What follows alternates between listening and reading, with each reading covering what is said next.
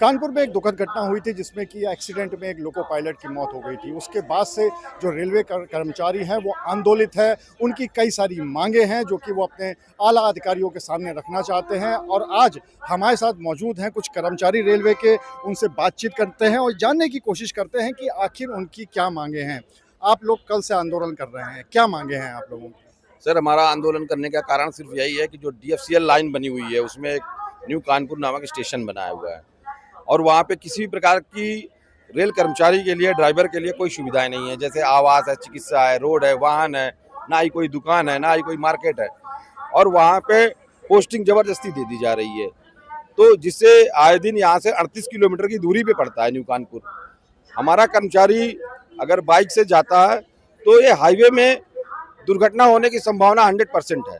जैसा कि आपको पता है कि कल की डेट में एक assistant loco pilot Sudhanshu Dubey नाम का था, वो ड्यूटी ऑफ करके घर को वापस हो रहा था कमरे के लिए और रास्ते में उसका रोड एक्सीडेंट हो गया और उसका वहीं तत्काल उसकी मौत हो गई। इस घटना से हमारा रेल कर्मचारी बहुत आहत है और बड़ा आक्रोश है।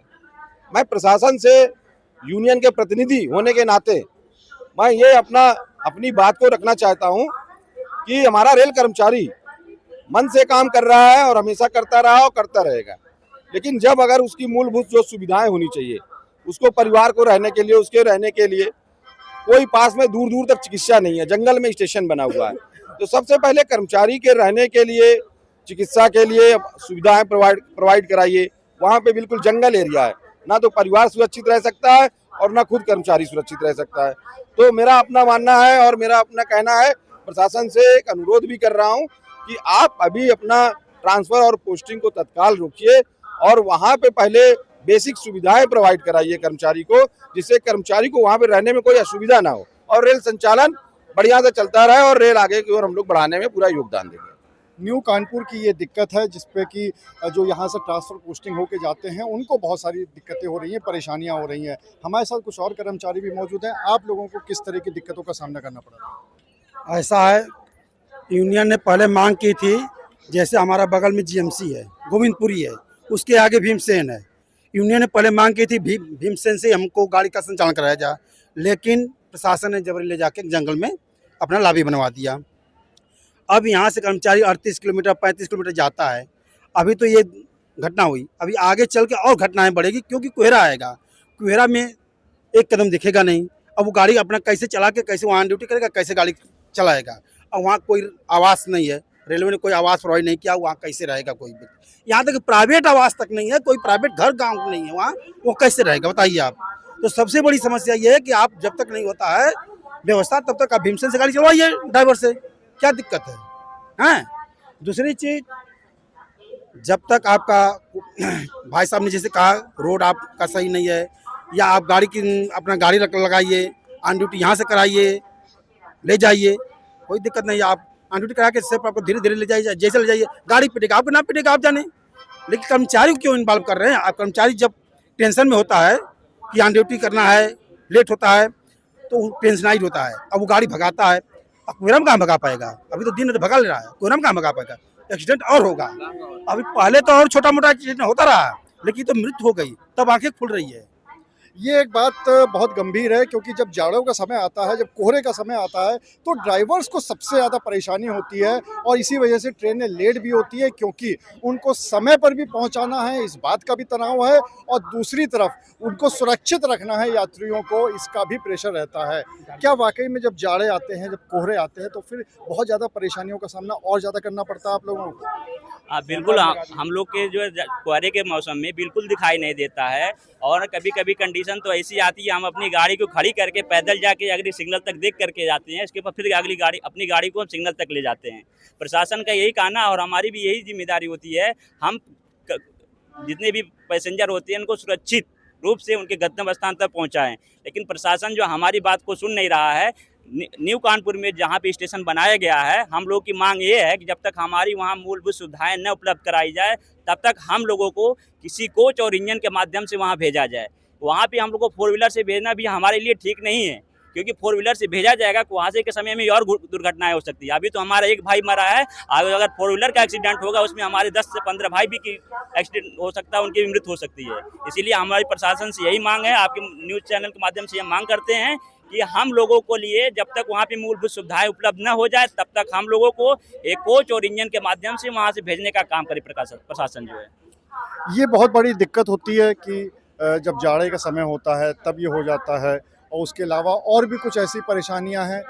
तनाव भी होता है कई बार जब गाड़ियां चलती हैं, लेट होती हैं, समय पे पहुंचाने की दिक्कत होती है, तो इन सब की वजह से तनाव में भी रहते हैं। निश्चित तौर पर ये आपकी बात सही है, और मैं तो आपके माध्यम से सिर्फ यही कहना चाहूँगा अपने मंडल के अधिकारियों से कि हमारा अधिकारी 100% तो चाहता है, लेकिन साधन संसाधन मुहैया कराना नहीं चाहता है।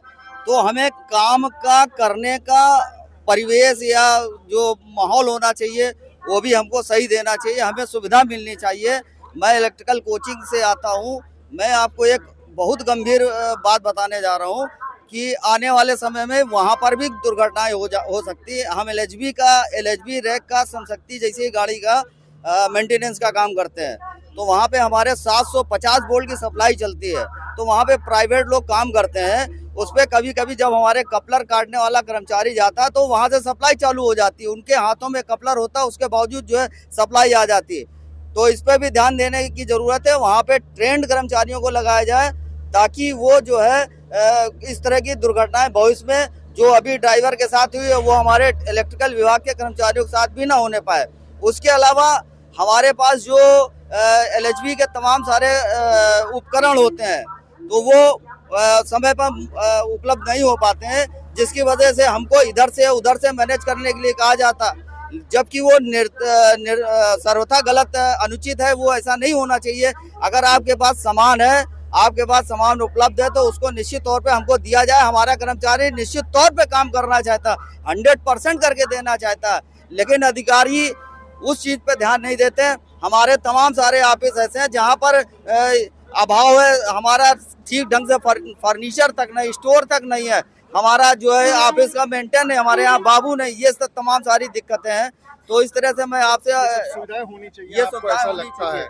आपको क्या कहना है कि किस तरह की दिक्कत, किस तरह की सुविधाओं की दिक्कत आ रही है? कल जैसा कि हमारे साथी एलपी साथी के साथ ये दुर्घटना हुई, इसको देखते हुए प्रशासन से केवल इतनी मांग करना चाहूँगा, जब तक वहाँ पर प्रॉपर सारी सुविधाएं नहीं उपलब्ध हो जाती तब तक जीएमसी में ही ऑन ड्यूटी कराई जाए, और वहाँ से प्रॉपर एक साधन के माध्यम से, चाहे एक इंजन और कोच हो या एक मेमो रैक हो या परख हो, उसके माध्यम से सीएनबीएन लॉबी तक भेजा जाए, फिर वहाँ से गाड़ी कार्य कराया जाए। उसके उपरांत पोस्टिंग अभी रोक दी जाए, जब सारी सुविधाएं मुहैया हो जाएं तब वहां पोस्टिंग की जाए, जिससे कि आगे आने वाले समय में हमारे साथियों के साथ ऐसी कोई अप्रिय घटना ना हो जिससे उसका परिवार अनाथ हो जाए, उसका परिवार दर दर के ठोकरें खाने के लिए परेशान हो जाए। तो यहाँ पर जो रेलवे के कर्मचारी हैं वो अपनी परेशानियां बता रहे हैं। आपसे जल्दी से एक आखिरी सवाल कर लेते हैं कि आपकी जो मांगे हैं वो तब तक नहीं मानी गई, तो आपका क्या आगे, क्या आंदोलन का क्या रहेगा, क्या प्रोसेस रहेगा, कब तक आप इस पे आंदोलनरत रहेंगे? पहले तो मैं प्रशासन से ये कहना चाहूँगा कि जो भी हमारी मांगे हैं वो जेन्युइन है, जीवन से जुड़ा हुआ मामला है, किसी के घर और परिवार से जुड़ा हुआ मामला है। हमारी मांगों को गंभीरता से लिया जाए, उसका समाधान किया जाए, और अगर मांगे नहीं मानी जाती हैं, हम अपने जीवन को ही सुरक्षित नहीं कर पा रहे हैं, तो फिर एक आंदोलन होगा और बहुत तेज आंदोलन होगा, और कल से ये आंदोलन निश्चित रूप से जारी होगा और अनिश्चितकालीन होगा। जरूरत पड़ेगी तो गाड़ियां का चक्का, जैसे कल जाम किया गया था, इतना आक्रोश है रेल कर्मचारी में कि सारे विभाग के कर्मचारी अपनी अपनी जगह काम ठप करने के लिए मजबूर हैं। तो ये सभी रेलवे कर्मचारी थे जो अपनी अपनी बात रख रहे थे। इन्होंने एक बात बहुत साफ तौर पे कही है कि वो काम करना चाहते हैं, जितना काम भी रेलवे लेना चाहे वो काम करना चाहते हैं, उससे वो पीछे नहीं हट रहे हैं। लेकिन कुछ मूलभूत सुविधाएं ऐसी है जो कि उनको मिलनी चाहिए ताकि वो तनाव में ना रहें, वो डिप्रेशन में ना चले जाएं, और जो उनके ऊपर एक जिम्मा है कि यात्रियों को सुरक्षित पहुंचाना है, चाहे वो इलेक्ट्रिकल विभाग हो, चाहे वो ड्राइवर हो, चाहे कोई भी हो, क्योंकि ये पूरा विभाग एक साथ टीम की तरह काम करता है। तो जब तक यात्री सुरक्षित ना पहुंच जाए तब तक उनके ऊपर जिम्मेदारी रहती है, इसलिए उनका भी ध्यान रखा जाए, कर्मचारियों का ध्यान रखा जाए और उनको पूरी सुविधाएं दी जाए। और अगर ऐसा नहीं होता है तो वो रेल चक्का जाम करने से लेकर आगे अनिश्चितकालीन आंदोलन भी करने को तैयार है। कैमरामैन शारिक खान के साथ अनुराग अग्रवाल, TV9 कानपुर।